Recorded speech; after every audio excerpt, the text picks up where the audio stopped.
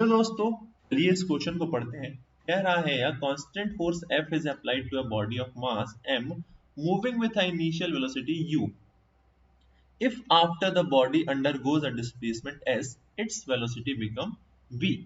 Then the total work done is total कितना work done होगा। Okay, चलिए हमें टोटल वर्क डन निकालना है। तो सबसे पहली बात, वर्क डन जो होता है वो होता है force into displacement. Force into displacement. अब हमसे कह रहा है कि एक बॉडी है, ये रही बॉडी जिसका मास m है, इनिशियल वेलोसिटी u है। इस बॉडी पर फोर्स लगा तो s डिस्प्लेसमेंट के बाद इसकी जो वेलोसिटी है वो v हो गई है। चलिए यहाँ पर फोर्स को हम मास इनटू एक्सेलरेशन लिख सकते हैं और a डिस्प्लेसमेंट होगा। इनिशियल वेलोसिटी है, फाइनल वेलोसिटी है, डिस्प्लेसमेंट है।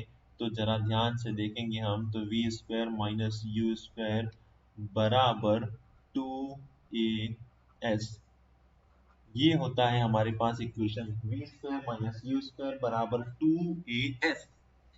इस फॉर्मूले को अगर हम जरा ध्यान से देखें, इस फॉर्मूले को हम जरा ध्यान से देखें तो देखिए क्या होगा। एस की जगह हम यहाँ पर क्या रख सकते हैं, हम रख सकते हैं V square minus you square divided by 2 बराबर ए एस। हम लिख सकते हैं, बिल्कुल लिख सकते हैं। चलिए वर्क डन यहाँ पर फाइंड करते हैं। मास एस की जगह हमने क्या रख दिया, V square minus you square divided by 2। अब इस पर्टिकुलर क्वेश्चन को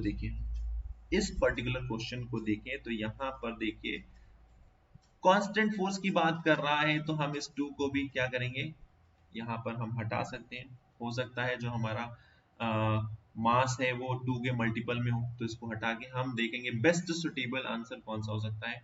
ये होगा, बिल्कुल नहीं होगा, एम स्क्वायर नहीं होगा, ये भी नहीं होगा, V square plus U square नहीं होगा, V square minus you square होगा। तो बेस्ट पॉसिबल जो आंसर है वो डी वाला हो जाएगा। बेस्ट पॉसिबल आंसर डी वाला हो जाएगा, ये हमारा करेक्ट हो जाएगा, ऑप्शन डी। आई होप समझ आ गया होगा आपको। Thank you very much.